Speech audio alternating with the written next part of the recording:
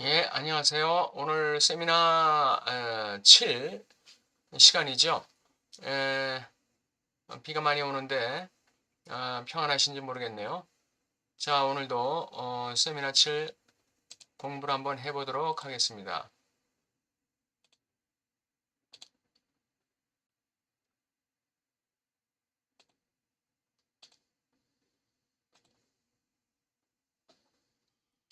예, 오늘은 그 세미나 7 도덕법이라는 장에서 어, 사드의 규방 철학의 낙강적 함이라는 그 주제를 가지고 한번 시작해 보겠습니다.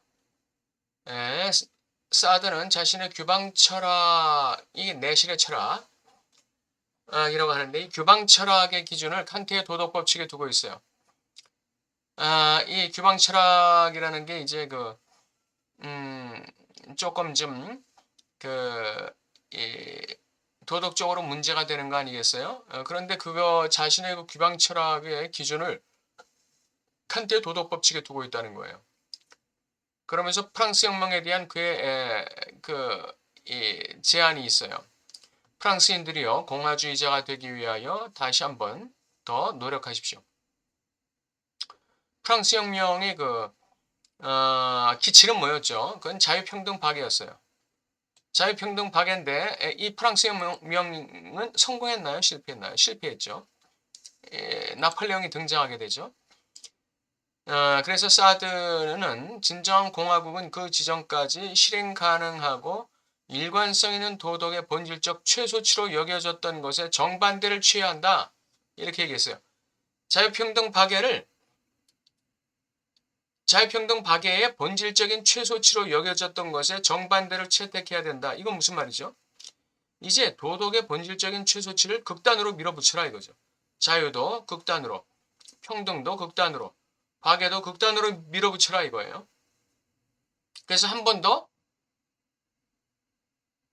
공화주의자가 되기 위해서 한 번 더 혁명을 하라 이거죠. 예. 근데 이번에 하는 혁명은 이 자유평등 박애라는 이 도덕적 기치를 아주 극단으로 밀어붙이라 이거죠. 예, 사드는 근친상간, 간음, 절도 그리고 생각할 수 있는 모든 것을 칭찬하면서 예, 이걸 다 긍정했어요. 그러면서 도덕법의 근본적인 명령의 역전을 하나하나 정당하기 위해 같은 방식으로 진행한다. 그러니까 이 칸트의 그 도덕법칙이 이 선의 도덕에 대한 그 선의 도덕에 대한 그 정명령이라면 이 사드의 그 도덕법칙이라는 거는 반도덕법칙 즉 이 근친상간, 간음, 절도 이런 거에 대한 극단적 그러니까 이건 뭐 도덕이라고 볼 수 없죠. 악의 극단적 반도덕 이거로 가는 거죠. 당신이 10계명의 모든 법과 반대되는 것을 채택한다면 당신은 마지막 경우에 다음과 같이 표현될 수 있는 것에 대해서 일관된 설명을 하게 될 것이다. 우리 쾌락의 도구로 다른 사람을 즐길 권리를 극단에까지 행사합시다. 이거 이 사드의 명제예요. 이게 사드의 명제예요. 예? 이게 아주 그 유명한 사드의 명제입니다. 우리의 쾌락의 도구로 다른 사람을 즐길 권리를 극단에까지 행사하자는 거예요. 근데 이 십계명의 성경의 십계명에서는 어떻게 됐나요? 다른 사람 거 건드리지 마라. 다른 사람의 아내 건드리지 마라. 다른 사람 물건 손대지 마라. 다른 사람에 대해서 거짓 증거하지 마라. 이렇게 돼 있잖아요. 근데 우리 쾌락의 도구로 다른 사람을 극단까지 즐기자 이렇게. 이게 인간의 권리다 이렇게 얘기하고 있어요. 이게 뭔 놈의 권리인가요? 이 법이 보편화된다면 남자나 여자나 공이 성적 자유와 평등과 박애를 향한 해방을 구할 것이다. 보세요. 아까 프랑스 혁명이 실패한 이유는 자유평등 박애를 극단까지 밀어붙이지 않았기 때문에 그렇다는 거예요. 이거를 한 번 더 혁명을 해서 자유평등 박애를 극단까지 밀어붙여서 성적인 해방을 구가하자 이거죠. 예. 이게 진정한 공화주의다 이거예요. 이 개념은 상상 속에서 우리 욕망의 지평으로 제한하는 수문을 활짝 열어줬을 것이다. 뭐 이거 호남 이거 집단 섹스 아닙니까? 예, 스와핑 이거 마누라 바꿔치기죠. 짐승 섹스, 짐승과 섹스하는 거. 페도필리아라고 들어보셨나요? 이게 아동성애예요. 이게 저기 유아성애. 이걸 뭐라고 그러죠? 아동성애.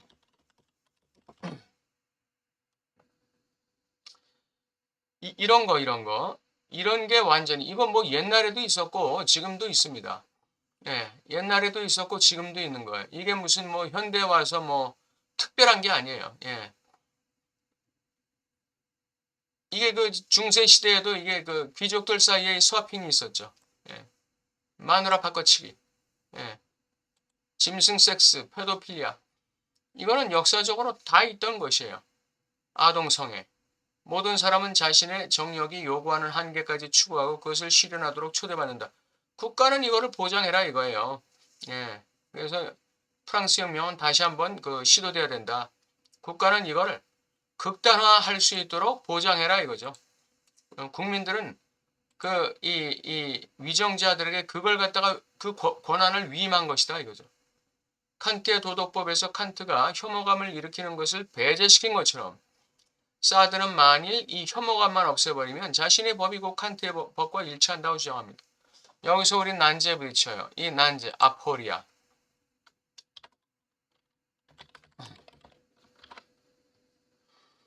난제에 부딪혀요. 과연 이거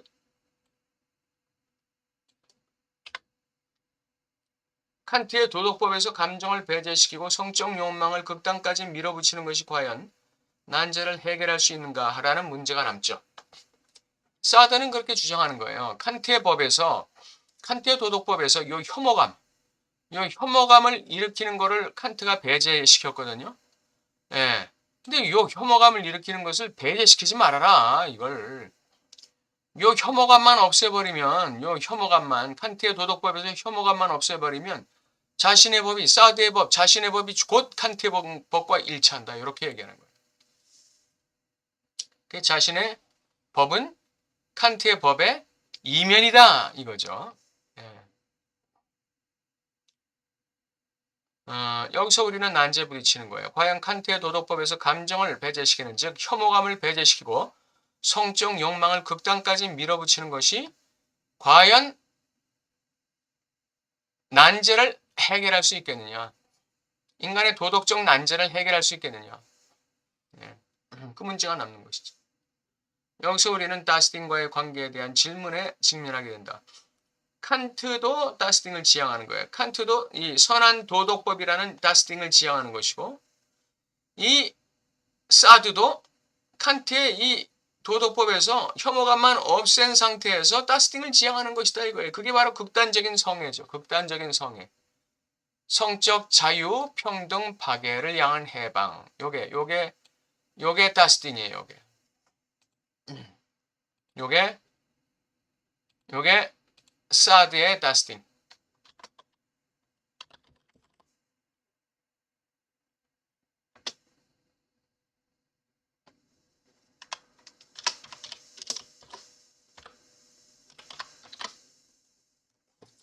요게 사드에게서 다스팅이라는 거예요.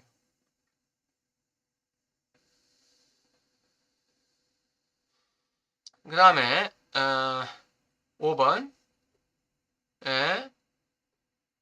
순수 도덕법칙의 하나의 지각적 상관물의 존재. 순수 도덕법칙의 하나의 지각적 상관물이라는 게 바로 다스팅이에요. 이거를 인정하고 이상하게도 그것은 고통 그 자체일 뿐이라는 점을 유의해 주시기 바랍니다. 이게 락강이 한 말이에요. 예.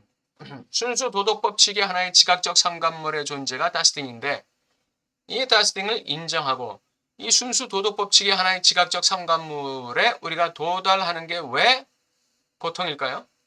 예, 그것은 고통이죠.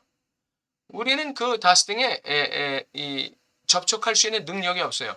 순수 도덕법칙의 상관물, 순수 도덕법칙의 지각적 상관물에 우리가 도달할 수 있는 능력이 없는 거죠. 그런데 그걸 도달하려고 하니까 고통이 오는 것이죠.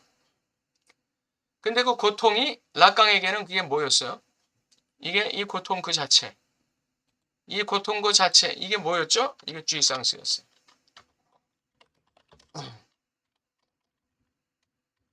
이 고통이 바로 락강에게는 쥐상스였어요.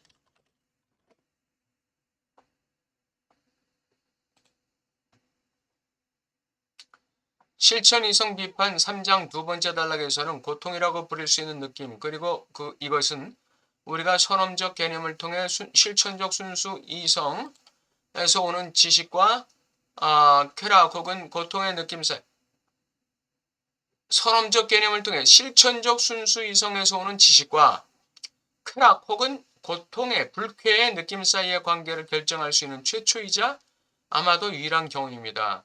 뭐가요?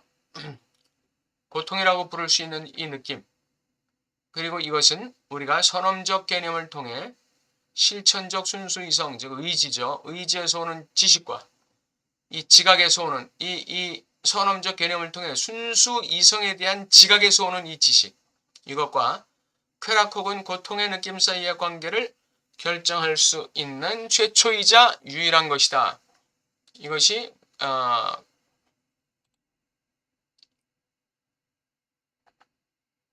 이 다스팅이다 이거죠. 이것이 다스팅이에요.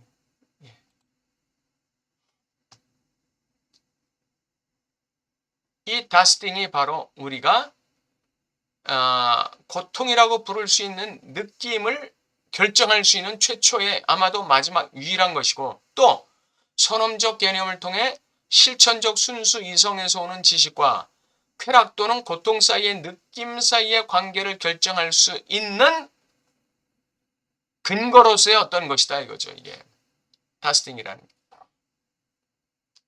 콘데 칸트는 사드와 같은 의견이다. 선을 극단으로 밀어붙이나 악을 극단으로 밀어붙이나 모두 결과는 고통이에요.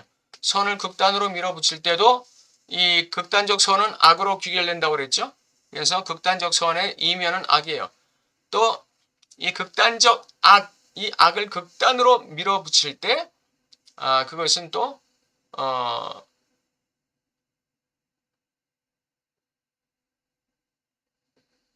이것이 선으로 귀결될 수 있을까? 왜 선을 극단으로 밀어붙일 때 이것이 고통으로, 즉 악으로 다가올까요? 그것이 너무나 고통스럽기 때문에 그렇죠. 선을 극단으로 밀어붙인다는 것은 인간에게는 그건 고통이에요. 악을 극단으로 밀어붙이는 것도 모두 뭐예요? 이것도 인간에게 고통이에요. 이것도. 이렇게 해석해야 되죠.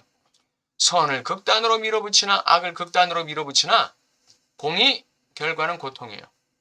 다스팅에 절대적으로 도달하기 위해, 욕망의 수문을 열기 위해 사드는 지평선에서 우리에게 무엇을 보여주는가? 본질적으로 고통이다. 극단의 쾌락은 고통이다. 사드에게 있어서도 이 성적 극단적 쾌락은 바로 고통이에요. 타인의 고통과 주체 자신의 고통은 때때로 순전히 단순히 하나이고 같은 것이기 때문이다. 내가 고통스러우면 타인도 고통스러울 것이고, 내가 즐거우면 타인도 즐거울 것이고, 사물에 대한 접근을 강제하는 정도에 따라 쾌락의 극단은 참을 수 없다. 다스팅에 접근하는 그 정도에 따라 쾌락이 우리에게 고통으로 다가올 수 있다는 것이죠. 너무 가까이 다가가면 쾌락이 고통으로 경험되는 것이죠. 신경증 환자들이 자신의 환상을 고백하기 어렵게 만드는 종류의 불편함을 매 순간 알고 있다. 이 만족을 향한 환상. 만족을 향한 환상. 근데 왜 신경증 환자들이 자신의 그 만족을 추구하는데 왜 자꾸 불만족의 상태에 머물까요? 그 만족의 상태에 도달하는 게 고통으로 다가오기 때문에 만족의 상태에 도달하면 이게 오히려 나에게 고통이 되는 거예요. 그렇기 때문에 그 자신의 그 이 만족을 향한 환상을 결코 만족할 수 없는 것이죠. 사실 환상은 어느 정도 수준에서 언어의 계시를 견딜 수 없다.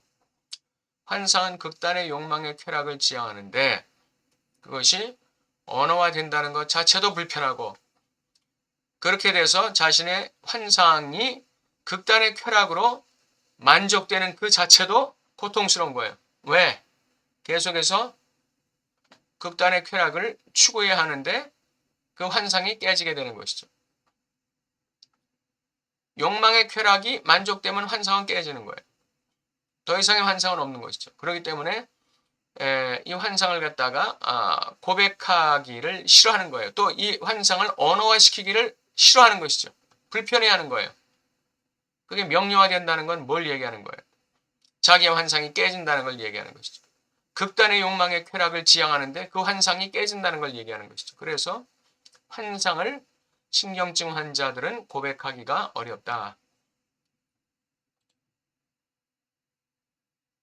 락강 자신이 제기하고자 하는 문제는 법의 구조와 관련하여 10계명의 특권적 구조에 관한 것입니다. 너희는 내 면전에서 나 외에는 다른 신을 경배하지 말라. 이스라엘 백성들에게 있어 다스팅은 오직 하나님이어야 돼요. 락강적 용어로 말하면 이스라엘 백성들에게 다스팅은 하나님이어야 되죠.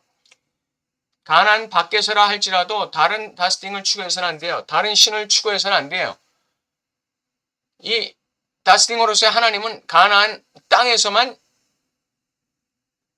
다스팅이 아니라 이거죠. 다스팅은 하나님이란 존재는 다른 곳에서도 이스라엘 백성들에게는 다스팅이 돼야 돼요. 그래서 너희는 내 면전에서 나 외에 다른 신을 경배하지 말라고 그랬어요. 다른 신을. 또 제2계명에서 하나님을 모든 형상과 하늘에 있는 것, 땅에 있는 것, 땅 아래에 있는 것, 허공에 있는 것의 모든 것의 표상, 이 이미지로 대체하지 말라는 거예요. 어떤 형상. 하나님을 형상화시키지 말라는 거예요. 이는 하나님에 대한 그 어떤 이미지와 상상도 배제시키는 계명이에요. 하나님이란 대상을 상상화, 이미지화, 형상화 하지 말고 오직 상징계, 그의 약속, 그의 말씀과의 관계에 원리하여서 추구하라는 거예요. 하나님을 보이는 것으로 만들지 말라는 거예요. 들리는 거로 만들지 말라는 거예요. 만져지는 어떤 것으로 만들지 말라는 거예요. 경험되는 신으로 만들지 말라는 거예요.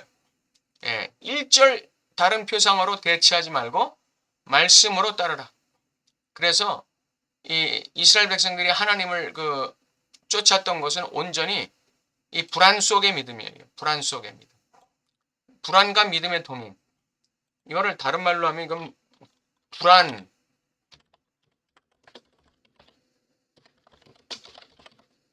불안을 동반한 믿음에서 이 약속과 믿음을 그냥 따르라는 거예요. 보이지 않고 들리지 않고 만져지지 않고 경험되지 않는 신을. 그렇기 때문에 이것이 최고의 정신성이에요.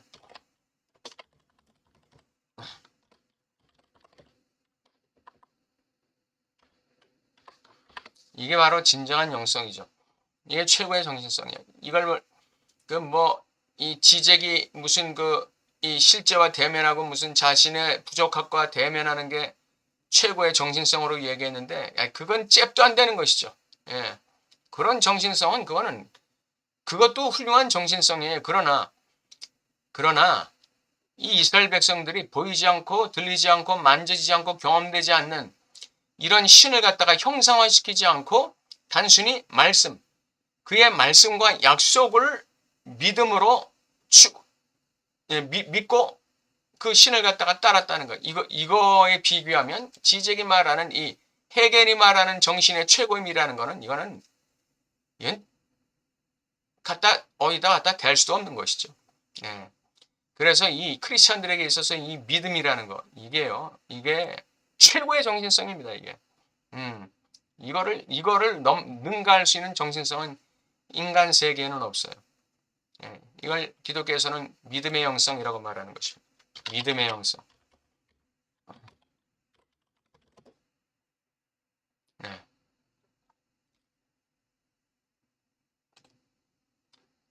오늘 여기까지 공부하겠습니다.